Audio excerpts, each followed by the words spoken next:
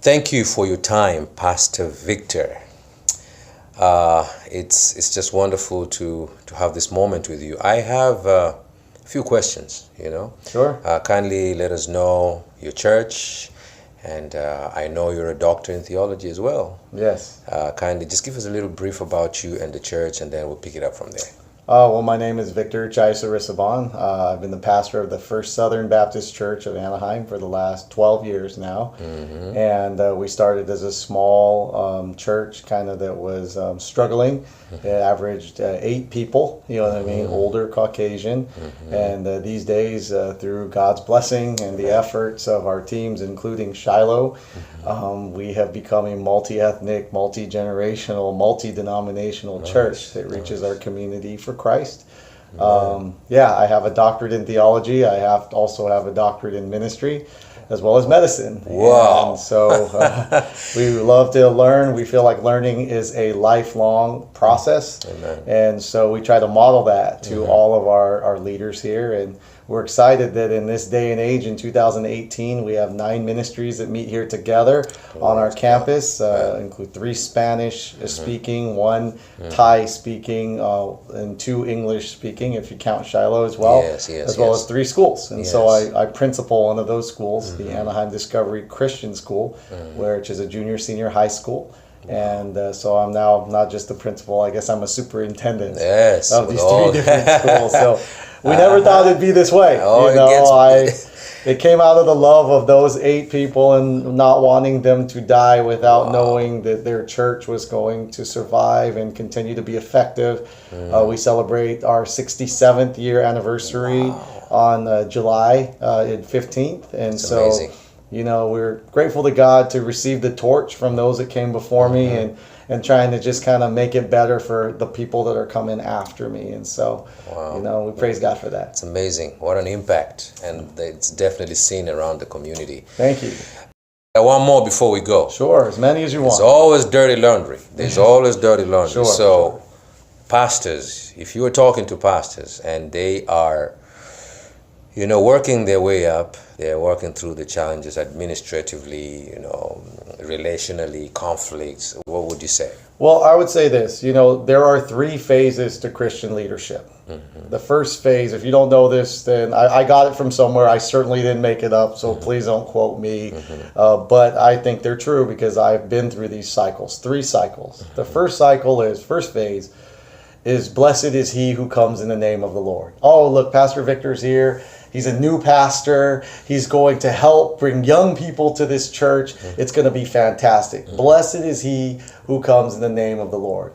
Well, after that honeymoon period's over, or you make a few mistakes and people realize that you're not God, you're just a human being. And especially a young person will make a lot of mistakes. Old people will make a lot of mistakes because they can be forgetful or set in their ways. Then it goes to phase 2.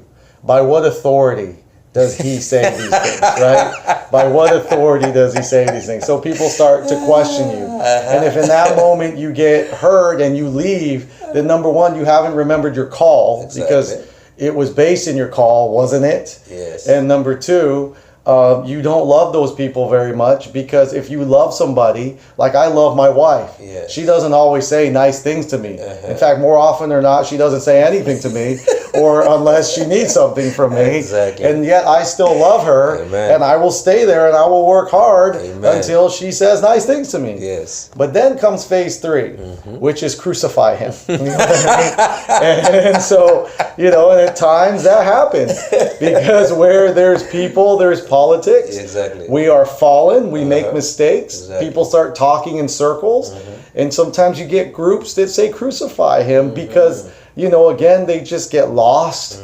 They get tricked. Satan is the great blinder. You know what I mean? That's why once blind, but now I see. Yes. And all because you come to believe in Jesus doesn't mean you don't struggle in that way, and your people don't struggle. Yeah. You're not so great a teacher that they're going to remember everything you say. They didn't remember everything Jesus said. Yeah. And so why would they remember? So as a leader, just, learning that there are these cycles, but right after crucify him, if you can endure that, is the resurrection. Amen. In which case you usually get, if you can endure, and the people that needed to leave leave, and because everybody's not supposed to stay together for all seasons. Sometimes they go, then they come back and they mature somewhere else. Don't believe me? Watch any sports team or life, people going to college, things like that. Then it comes back to blessed is he who comes in the name of the Lord. Full circle. Yes, and if you do a good job, you're also raising up leaders next to you. And one thing you got to understand, if you do it right, they're going to be better than you. You're going to replace yourself. They won't need you. They won't need you. Exactly. But, they will keep you because they love you, not because they have to. And a lot of us, we're so scared about losing our jobs, losing our salaries and everything like that. To those pastors, I would say, get your church to allow you to go bivocational. Because number one, there's a lot more fish out there in the workforce than there is in your office at church on Monday through Friday. And number two, sometimes you can be a greater benefit to the church with the skill set that God's given you and the salary that you can make out there and thus bless the church in that way. And number three, you remember what it is to work Monday through Friday just like everybody else, and they can resonate with you more as long as you know how to balance your time. Last thing, there's always going to be a Satan in your church. This is something that I learned early on. There's always one person that's going to give you trouble. And you can get rid of that person, but then a new Satan will come. You know what I mean? Yes. And so the better thing to do is try to figure out whether or not you can really work around or with this person to speak their language so that at the very least things can get done. You know what I mean? So, again, you can get rid of that person, but oftentimes, sometimes if you do it in the wrong way, you cause more damage than good. Yes. You know what I mean? Paul walked around with a thorn in his side. You know what I mean? God didn't take that from him until he went to be with the Lord. You know what I mean?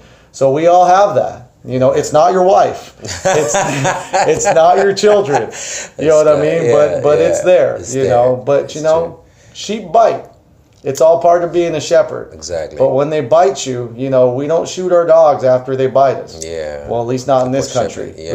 We pet them. We figure out what's wrong. Why'd they get scared? Yes. You know what I mean? So. Thank you. Sure. Thank you so my much. This was a wonderful, wonderful moment of great, great insight.